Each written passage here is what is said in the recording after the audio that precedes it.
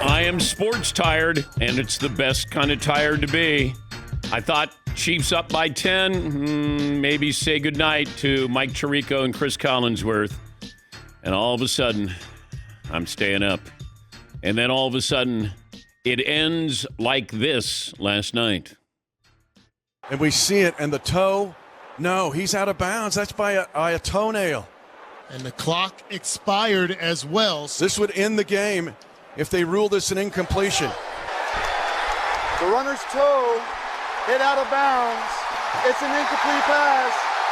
The game is over. Sean Hockley, I've never loved you more, brother. Incomplete, and Kansas City wins this game by a toenail.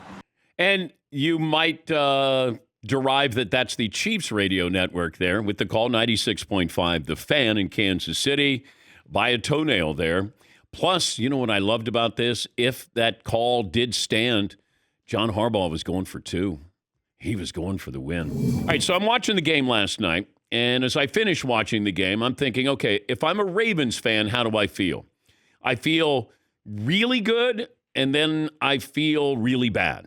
Like, I had mixed emotions. And if I'm a Chiefs fan, I feel really good, but then there's part of me that's like, okay, we gave up a lot of yards. We did win. I didn't think either team looked particularly good. I think there were moments, and we, of course, all had the same thought about Xavier Worthy. It was like, all right, there's a touchdown. All right, there's another touchdown. And I kept thinking about the Buffalo Bills. When the Chiefs say to the Bills, hey, you going to use that first-round draft pick? Could we trade up? Sure. Would you be taking an offensive weapon? Oh, I don't know. The Chiefs select Xavier Worthy, fastest player in the draft.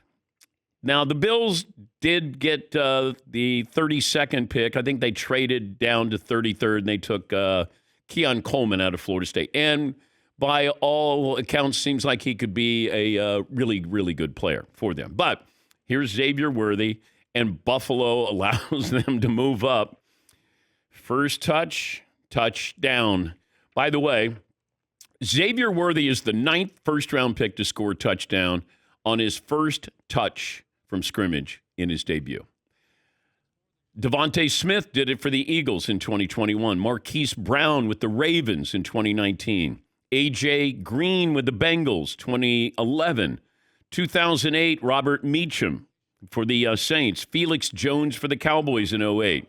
Vernon Davis, 06 for the Niners. Mike Williams for the Lions, 05. Heath Miller, 05 with the Steelers. Stat of the day, stat of the day, stat of the day, stat of the day. Here comes that what? Stat of the day. Stat of the day brought to you by Panini America, the official trading cards of the program. Phone calls always welcome, 877-3DP-SHOW. Seton will do the honors with a poll question for the first hour. We got a busy show. Rich Eisen, the face of the NFL Network, will join us coming up a little bit later on. Matt Leinart will stop by. Jerry Ferrara, who played Turtle on Entourage. He's been in a lot of other things. They're doing a podcast. Nancy Lieberman, Hall of Fame basketball player and broadcaster in the WNBA. She'll join us a little bit later on as well. Lamar Jackson rushed for 122 in the loss last night. Third quarterback to rush for 100 yards in a season opener. The last time it happened was a Raiders quarterback in 2013. Anybody want to gauge a guess? 2013, Raiders quarterback rushed for over 100 yards in his debut. If you said Terrell Pryor, you would be correct. Wow, deep cut. Stat of the day, stat of the day. Here comes the stat of the day. Stat of the day, stat of the day. Here comes the stat of the day. Thank you, Darius. So watching Lamar, the other quarterback to do it was Michael Vick in 2010. So rushing for at least 100 yards in a season opener. When it's all said and done, I got Lamar Jackson at 27. He's probably going to rush for 8,000 yards in his career? I mean, he's going to blow away Michael Vick. What is it? Michael Vick, Cam Newton, Steve Young's in there, Russell Wilson Jr. the third. Am I leaving out anybody, Paulie? Yeah, you got the list right. Mike Vick, Cam Newton, Lamar Jackson is at 5,300. He'll pass Cam Newton probably in a month. Honestly, in a month. Russell Wilson, Randall Cunningham, and a bunch of retired guys. He's going to have 6,000 yards by the end of the season. He'll have a total of 6,000. I mean, I don't know if he could get to 10,000 yards. I don't know if the Ravens want him to get to that many yards, but I don't think he can change. Like, you're watching. Now, he was way too aggressive for me. When you're taking on tacklers, you're lowering. Like, we don't need this. You know? It's, hey, I admire it. Like Chris Collinsworth said, I kind of admire it, but I don't want it. All right, the tough guy taking on. No. We don't need that. We don't need that.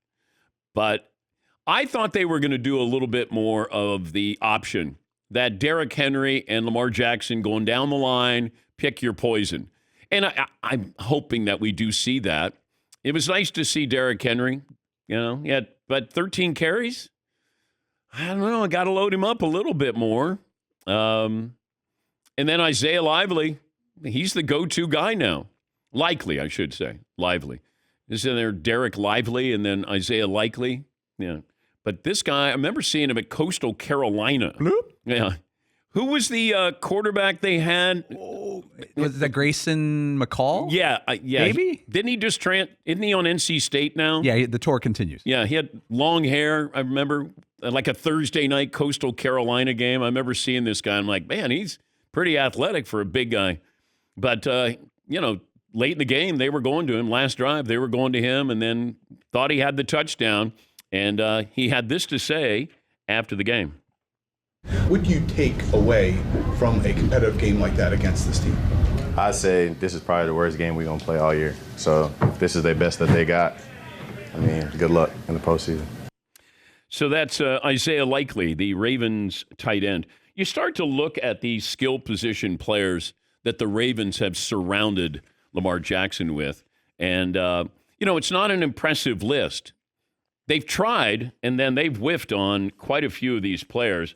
I think I do have a list. So supporting cast, Lamar Jackson on offense has had 3 skill position players who have made the Pro Bowl. That's since 2018 when Lamar got there. Mark Andrews 3 times, Alan Ricard, who's a fullback 3 times, and then Mark Ingram as a 30-year-old running back. That's it. I can't count a fullback, but you can't, right? It's just different now, Like no one says, remember those Alan Ricard years? Yeah. Lamar Jackson, Alan Ricard. Thunder and lightning.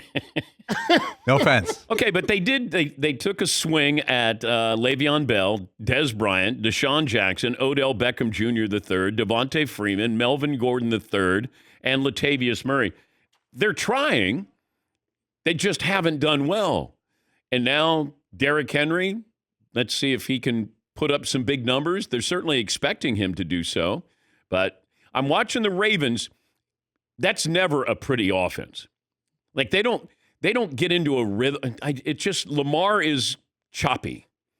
I don't know how to describe it. Like it just feels like that's the best guy on the playground and he's going to make a play.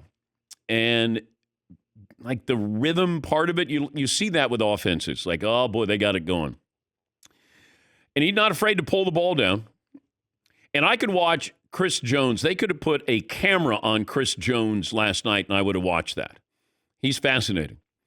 And I think Marvin asked me, well, what position does he play? And I said, he's just a football player because he plays every position, up front. All he does is go, hey, I'm gonna go over here. Hey, scoot out of the way. He's looking for a mismatch, and he's fun to watch. He disrupts. Yes, Marvin. Can Chris Jones be first-team All-Pro at D tackle and DN? So do a J.J. Watt. Correct. Isn't that amazing? J.J. Watt was a Pro Bowl player or All-Pro player at 2 different positions in the same year? Dang. High motor. You can play 2 positions at the same time. Strength of 2 men. Man, that's crazy. But was it Pro Bowl or All Pro that he was at two different positions, Marvin? Checking right now. Okay, thank you. Yes, Paulie. You know what's fascinating with stats that don't really match? Like Chris Jones had no hits on the quarterback last night. Now, if you look at that, he had 2 tackles and no hits on the quarterback. That said, he was in the backfield as much as Lamar Jackson was. Yeah. Like the stats don't match his impact. Yeah, that's why I like hurries. I like when you have somebody who's constantly putting pressure. That's why I love Max Crosby. He's putting pressure on you constantly. May not get the sack totals, but he's there all the time. Yes, Marvin? For J.J. Watt, for his outstanding season, Watt was unanimously named to first team All-Pro as a defensive end and All-Pro second team as a defensive tackle in 2014. Took 2 spots. Selfish.